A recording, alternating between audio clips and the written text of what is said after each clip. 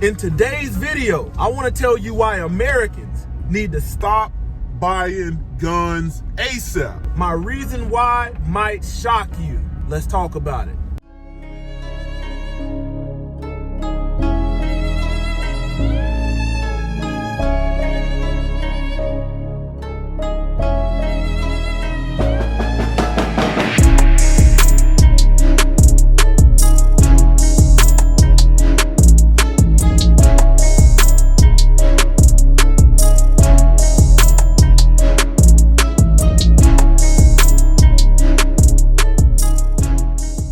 Glory to the Most High, Yah Shalom. Thank you for tuning in to another righteous, spirit-filled episode. Today, I'm back at it in them trenches, handling that kingdom business. Man, in today's video, I want to tell you why Americans need to stop buying guns.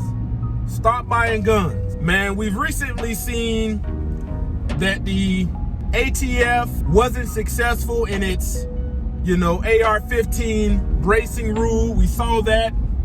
In the past 3 years, we saw ammo shortages. We're constantly seeing the politicians try to remove the Second Amendment away from American citizens. Today, I'm going to tell you why Americans need to stop buying guns.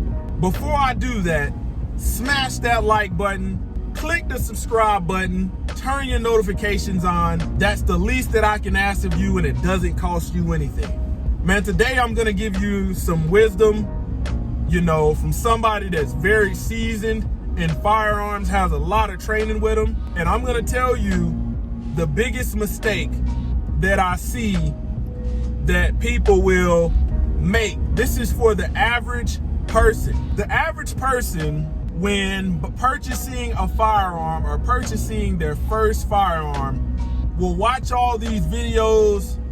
And it's very easy to get sucked into doomsday preppers, prepper content, these people that pass themselves off as firearms experts when the only thing that they do is discuss this as their niche on YouTube. It's very easy to get sucked into these people. The one thing you don't want to become is the person that has all of these safe queens.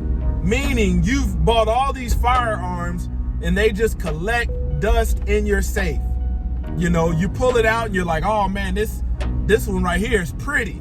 But you haven't even put a lot of rounds through it. Today, my reasoning behind why you need to stop buying guns, might shock you, might surprise you. Man, in the Army and the military, they're focused on competence first.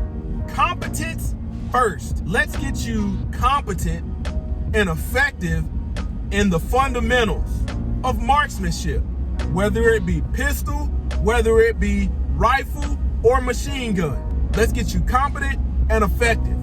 Comfortability goes out of the window.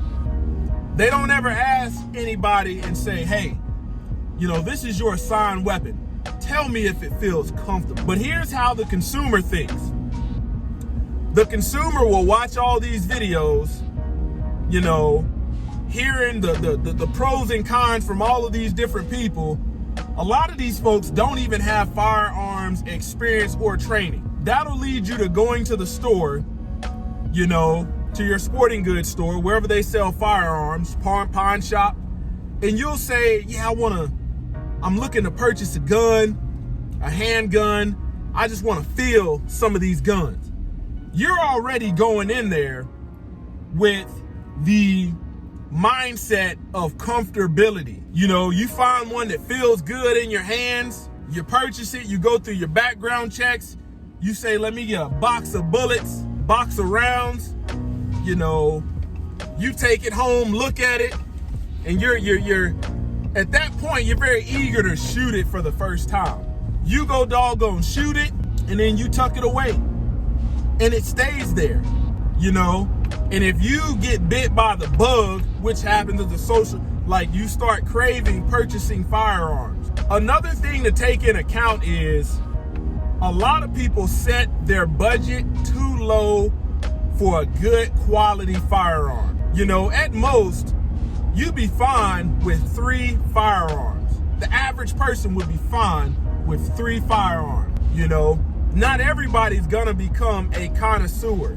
You got some people that collect budget firearms. You got some people that collect expensive firearms. You got some people that like all the toys and the gadgets. But let me tell you, it'd be better off for you to buy one, you know, mid-level firearm that you are effective and competent at than to go out and buy all these firearms that feel good in your hand, but yet you don't put any lead down range on a consistent basis. This is what I want to tell you. This is not an anti-gun video. This is definitely not that, because in the Bible it tells us if you do not have a sword, sell your cloak and go get one. That was, you know, so you could have a weapon. In the book of Genesis, starting at verse 14, you can read it down. When Father Abraham heard his brother was taken captive, what did he do? He armed his trained servants. Key word, trained. And they went and defended his brother's honor. What I would recommend is you go into the gun store and you basically having a budget in mind and saying, hey, I want to see everything that's $600 and below, you know, and you go into the gun range and you renting those guns to be able to shoot them to find out which one you are most effective with. You got all these people, got all these guns, you know, they look good in the holster when they're doing their content, but a lot of these people aren't marksmen. They're not effective, you know, because they don't do it enough. You know, as a drill sergeant, man, a soldier would send a good 400, 500 rounds downrange with a M4 rifle, AR-15 platform before they do any qualification. That's just to practice the fundamentals, get them used to recoil. You know, people closing their eyes when the firing pin strikes the doggone back of the round. You'd be better off going to the gun range and saying, hey, I want to try all of your firearms, 4 or 5 firearms in this particular price range, and then see which ones, when it comes to point and shoot, especially with handguns, point and shoot.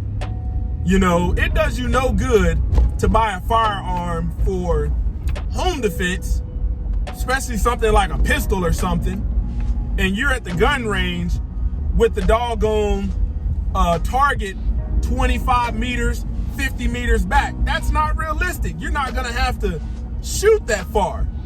You know, the average self-defense shooting is a point to shoot scenario, 10 to 15 feet. You can look that up. So being able to point and shoot, reflexive firing, is gonna be a lot more effective for the average person. You know, you don't wanna be like grandma and grandpa that's got this 38 revolver they've had for 30, 40 years. They don't know how to take it apart. They don't know the makeup of the components of that firearm. They don't know how to clean it, you know, and they're pulling it out thinking that thing is gonna fire the way it wants, but they don't have any time behind that trigger. Doing dry fire, doing all kind of drills. Man, you have a lot of people that'll go out and say, man, I got $200. And if you go to the gun store saying, I got $200, you're leaving up out of there with a high point. And here's what you're gonna realize. You're gonna realize that thing is not comfortable, and you damn sure aren't gonna be effective at it. That's not a precision or effective weapon. Will it slang some lead? Yeah, but you're not gonna be able to do it consistently. There's other brands out there like Tauruses. You got a whole bunch of, you got Ruger. You got a lot of different brands out there that won't break the bank. But chances are when you go to the gun store, chances are you're talking to somebody that's a connoisseur. Don't let nobody talk you into a 1911 when you had in your mind, you wanted a doggone, you had a certain budget in mind. You know, try out some different firearms before you set it in stone what you're gonna get. Another thing, You know, it's not about the quantity of firearms you have. A lot of people have all these different firearms and got one box of bullets per. What good is that gonna do you if something were to hit the fan? Let me ask you that. What good is that gonna do you? Some people get caught up in the wow factor of these new calibers and new firearms, and you're not thinking about, okay, how much is ammo? How much ammo can I get bulk? You know, I'm more likely to get a firearm that I can get bulk ammo at a fairly low price because that's how I've been trained in the doggone Army. Man, when you're out there qualifying with your M4, you know, in the Army, you're not looking at this ammo and be like, man, I didn't qualify because they gave me some sorry ammo. No, every so many rounds, you're gonna get a dud. But your goal is to learn how to be effective and competent at that firearm. You know, it would do you better to buy a mid-level firearm, purchase an additional lower, you know, purchase an additional bolt, the components of that firearm that wear out over time, purchase some of those. That way you can continue training and you're getting more value out of having all of these different firearms, and you're not effective at any one of them. You see what I'm saying? You get an AR. Some people get caught up in buying ARs. You'd be surprised how some of these people that do content, they got these sponsorships and stuff like that, and they're getting these firearms, they're trying them out, and it looks good, and you're trying to replicate that, not realizing you may be watching somebody that's not an expert. You know, they may create all their content once a month at the shooting range, and they may go out there and shoot a box of 50 rounds, and you think they're an expert. You know, with me being a drill sergeant, with me having ran a lot of ranges just in my 16-year career, period, I'm still no expert because there's people that do it at a more frequent, you know, rotation than I do. You know, not only do I shoot in the military, but I also shoot. I can walk out of my garage and I have my own range. I shoot whenever I want, but that is to be consistent, to be effective. Once you find that firearm that works for you, start building up your ammo, getting your bulk ammo, you know, sticking with that same grain count, whatever grain count you get, stick with that, man, because different grain count, you know, is gonna have a different trajectory, you know, gonna have a different point of impact, gonna have a doggone velocity speed, you know, gonna have a lot of different intricacies about it. You might be going to the store and saying, okay, you know, I'm buying this because the guy told me this, but that might be a different grain, and you go out there and shoot it and you're like, wait a minute, my shot is off. You know, the trajectory of that round is a lot different. So if you're gonna go, you know, for example, if you're gonna do 9mm and you're training with 115 grain, you know, stick with that. Stick with that, man, because if something hits the fan, it's not about, you know, well, dang, I shot him with a box of Remington ammo. That box cost me $40. If you're not effective, it doesn't matter what you're shooting. If you're not competent, it doesn't matter what you're shooting. You want to be able to be effective with your firearm. You know, and if you can become effective with more than one, I'm not telling you not to go, you know, buy all these firearms and train on them, but what I am telling you to do is buying all these firearms and just tucking them away and you don't know how to use them. Not only is it dangerous, you know, you have an increased risk of negligent discharge because you don't train on it, you know.